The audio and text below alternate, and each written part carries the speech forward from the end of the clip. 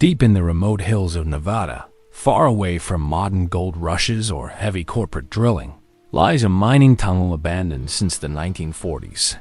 It had once been a hotspot during the Second World War, when gold was extracted by the ton to fuel national economies.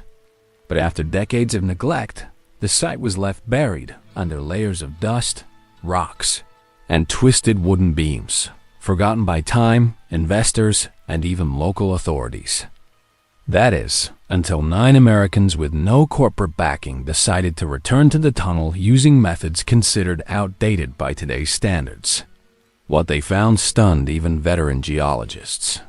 The team wasn't composed of professional miners. Among them were retired mechanics, a former construction worker, a geology student, and even a school teacher who had once studied regional mineralogy as a hobby. What united them was a shared belief that the tunnel still held gold veins undiscovered by the original operators. They started small. No drills, no excavation machines, just hand tools, metal pans, old maps from local archives, and historical photographs. They weren't expecting much in the beginning. But on their 4th day, they hit what they described as a glimmering scratch in the rock wall. That scratch turned into a sample that tested positive for gold, not in dust form, but in nuggets. Word of their success didn't spread immediately. They kept it quiet, wary of opportunists or legal complications. The tunnel, technically, was public land under a specific mineral claim that had long expired. But in the eyes of the Bureau of Land Management, it was still accessible if used responsibly and within the bounds of small-scale personal extraction. That's exactly what they leaned on, a legal window that allowed them to retrieve up to a specific amount of material monthly for personal enrichment, not for commercial resale. Their goal was to understand just how much was left in those tunnels before deciding on any formal claim. They began dividing the shaft into safe segments. Each man would work in pairs, using chisels, hammers, and headlamps. Most of the gold wasn't. Embedded deep in quartz, as modern miners often encounter, but resting in seams close to the rock face, the kind overlooked by large-scale operations that prioritize deeper drilling over surface-level inspections. Within the first month, they had collectively pulled over 7,000 gold nuggets, ranging in size from grains of rice to chunks weighing up to 6 grams. Most were nestled in crevices or partially lodged in oxidized rock, meaning time and moisture had loosened what decades ago might have been tightly bound. The group stored their findings in secure containers, tagging each nugget by location, depth, and date for record-keeping. They weren't just hoarding gold. They were documenting the entire process for an eventual submission to both scientific and legal institutions. It was crucial to stay within regulatory lines, especially as the value of their finds climbed. By the end of the 2nd month, their cumulative yield had crossed $300,000 in market value, prompting quiet visits from mineral surveyors and academic researchers who were intrigued by the unusual richness of such a shallow zone. Local townsfolk began to take notice, not because of gold directly, but because supply trucks started passing through every other week, dropping off food, safety gear, and power generators. The miners had upgraded slightly, but still kept their work rooted in traditional extraction techniques. They refused to bring in hydraulic fracturing or chemical processing. Everything was done by hand or with rudimentary tools, a conscious decision meant to reduce ecological disruption and maintain the tunnel's historical integrity.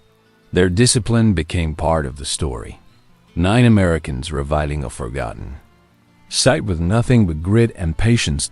As more material came to the surface, they began classifying the nuggets not just by size, but by composition.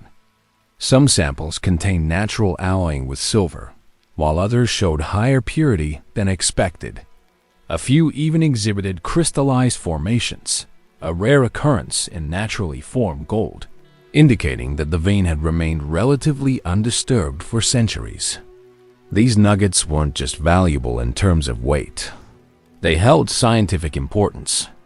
One geology professor from Arizona called it a window into pre-industrial vein formation, suggesting that such pockets might exist in other nearby tunnels if properly surveyed. Despite the growing value of their finds, the group remained cautious. They refused interviews, turned down sponsorship deals, and deliberately kept their identities and exact location concealed. Their mission wasn't about viral fame or investor funding.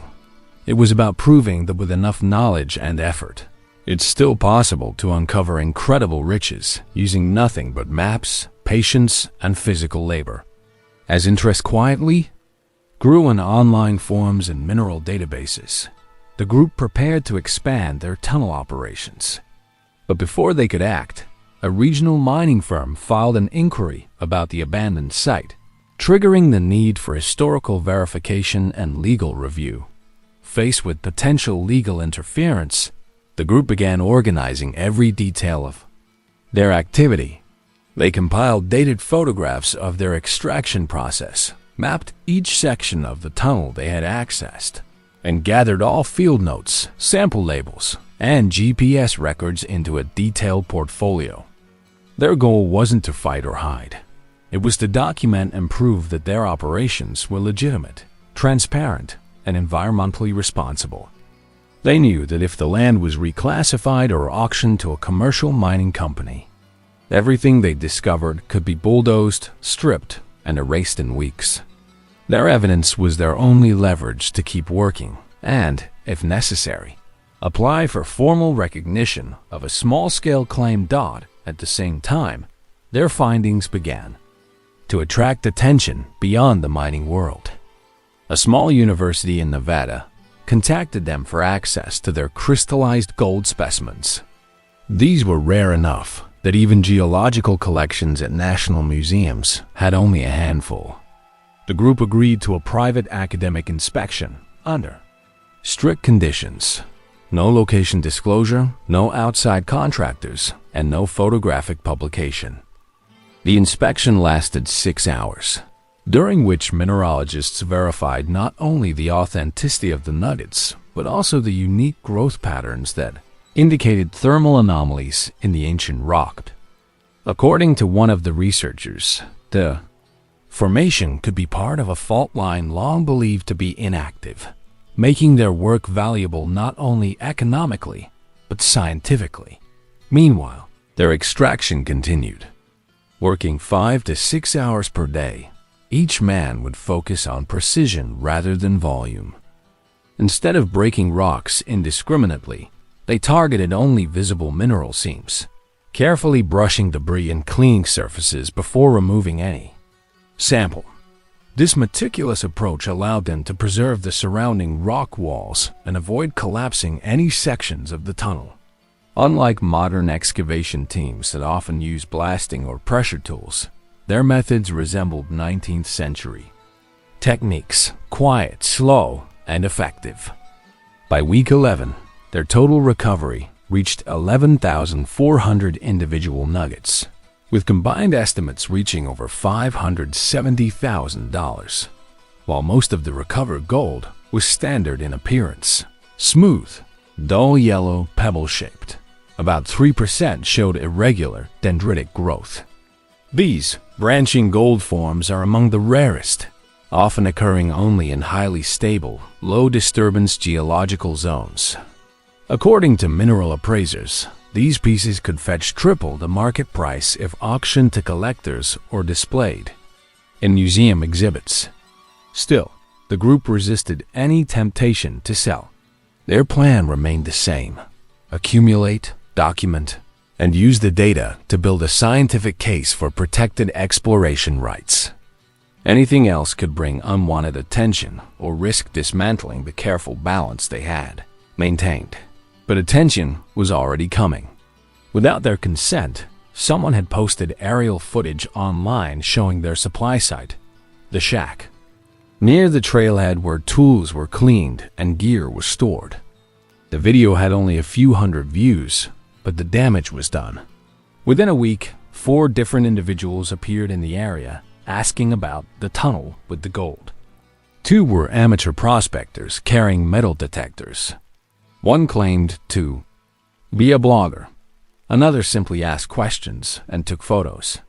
The group, alarmed but calm, knew they had limited time before the site was exposed to the public or reclaimed under federal interest. They doubled down on extraction, working longer hours and adding nighttime shifts under portable floodlights. To keep their progress protected, they divided their tasks. 3 focused on extraction, 3 on documentation, 2 on security and perimeter monitoring, and 1 remained in town to coordinate supplies and legal communication. Their collaboration was silent but efficient. Every movement inside the tunnel was recorded. Every nugget extracted was photographed and logged. Every visitor to the site was noted. This operation, which had started as a personal project among 9 men with a shared passion for forgotten land, was now functioning like a micromining cooperative with scientific discipline. Then, something unexpected happened. While cleaning a rock ledge near a deeper bend in the shaft, one of the men struck a patch of stone that gave off a hollow sound.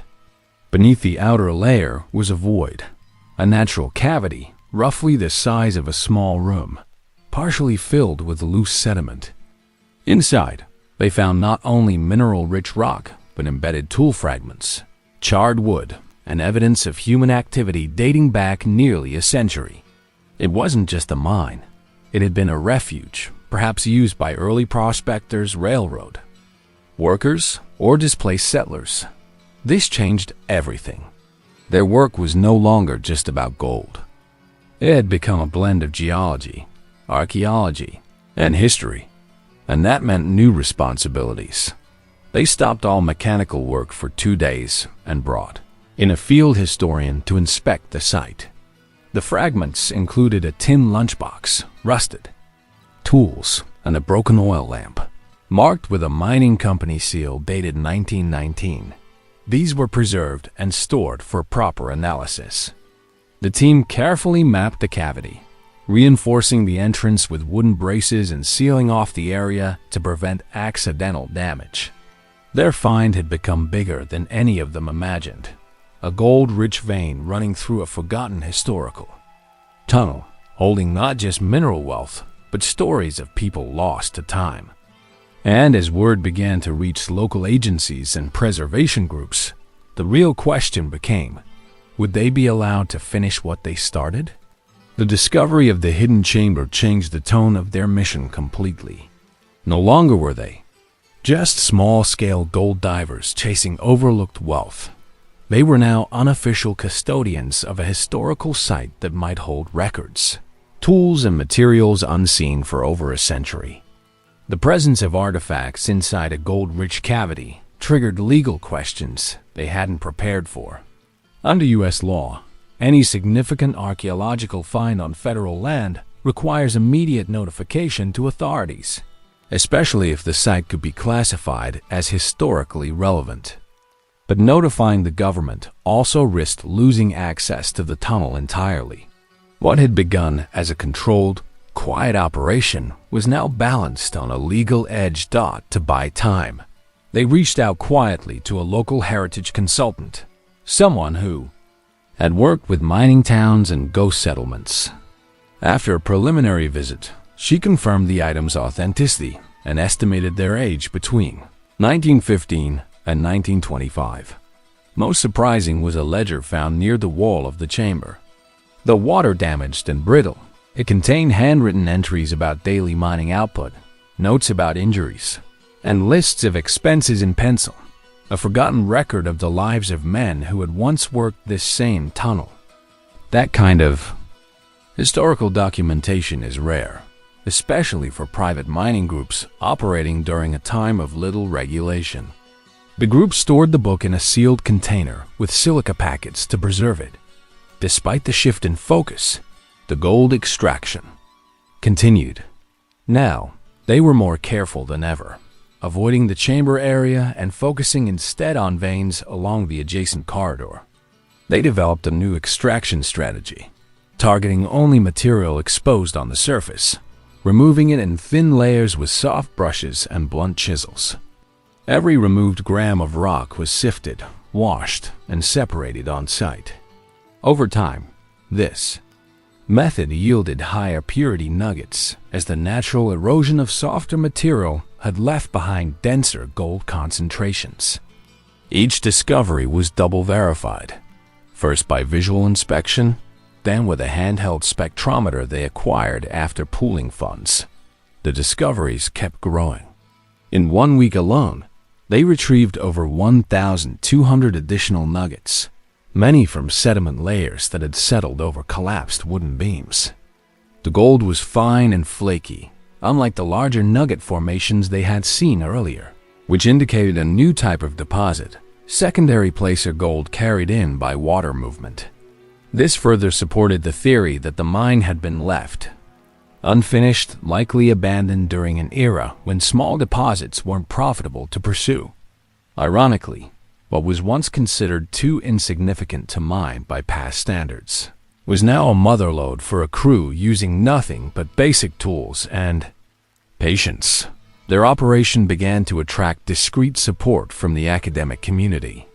A small group of researchers, operating under university grants, asked permission to study the mine's structural geology. The group allowed limited access on the condition that no claims would be made public until legal clarity was secured. The researchers' analysis suggested that the mineralization in the tunnel was part of a rare orogenic gold system, which forms deep in mountain belts under intense pressure over millions of years. These systems can extend for kilometers, meaning that the tunnel might be just the beginning of something much larger. But their time was running short. A satellite survey conducted by a private mining firm showed unusual excavation patterns in the area, likely due to heat signatures from the group's night operations. While the miners hadn't violated any laws, they were aware that once industrial companies became interested, their slow, respectful methods would be replaced with rapid extraction and total destruction of the site. The group met late one evening and made a unanimous decision. They would finish as much as they could, document everything in exhaustive detail, and submit their work to both geological and historical societies before stepping back. The final phase of their operation was the most intense. They divided into shifts and worked in near silence, relying on hand signals and predetermined routines. Tension ran high, not from fear, but from urgency. They collected over 2,400 nuggets in a span of 9 days. The total estimated value of their entire haul now exceeded $1 million. But more important than the gold was the story they were building, not just about what they found, but how they found it. The respect, care, and transparency they brought to their work stood in stark contrast to the aggressive, destructive mining that had scarred much of the American West. They assembled their final report in a small town library 3 miles from the site. The document included every sample photo, GPS coordinate, structural diagram, and personal account of the operation. They titled it simply, "One Tunnel, 9 Men, a Lost Vein." A digital version was sent to the National Geological Archives, while a physical copy was hand-delivered to the local museum. They did this not for credit or reward, but to ensure that what they had unearthed wouldn't vanish again into obscurity. Before leaving the tunnel for the last time, they placed a single sealed glass jar inside the chamber. Inside it was a handwritten letter explaining who they were, what they had done, and why they chose to walk away. They didn't leave their names, only the date, a brief message: "Respect the earth, she remembers," and a small, unrefined nugget of gold. A final offering to the mountain that had kept its secrets hidden for nearly 100 years. As the last echoes of their footsteps faded down the length of the tunnel, the site returned to its silence, a silence not of abandonment, but of closure. The men didn't speak much during the final descent back to the trailhead. Their gear, packed with precision, carried no more gold, only documents and samples for study. Each of them carried a different emotion: pride, relief, and the bittersweet weight of knowing they had reached the end of something extraordinary. They had taken nothing they didn't earn and left behind more than just footprints. They left knowledge, care, and a record that the land itself had been heard.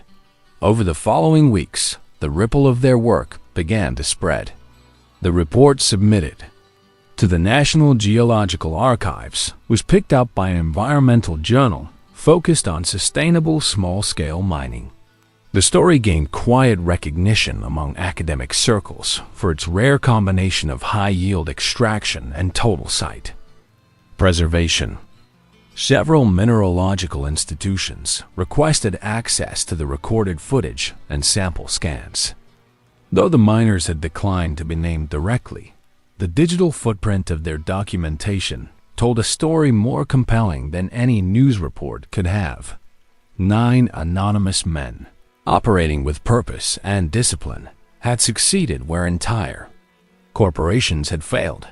Back at the local museum, a small exhibition was approved, a temporary display titled The Hidden Vein, uncovering a century of silence.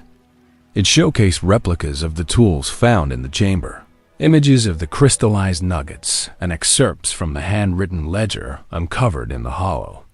For visitors, it was a chance to glimpse a slice of forgotten history.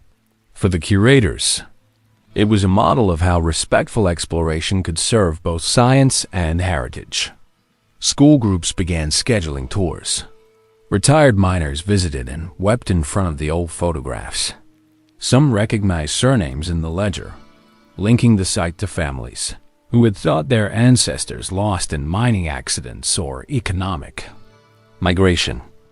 The tunnel, once unknown, had become a point of community memory. Meanwhile, rumors about the site continued to swirl online. Speculative videos emerged with drone footage, guessing at the tunnel's location, theorizing about remaining deposits. None of these were accurate. The original group had deliberately misled GPS metadata on their shared files, and the exact coordinates remained untraceable. Even so, the buzz created curiosity around forgotten mines across the western states. Amateur geologists, inspired by the story, began exploring abandoned shafts with a new level of respect.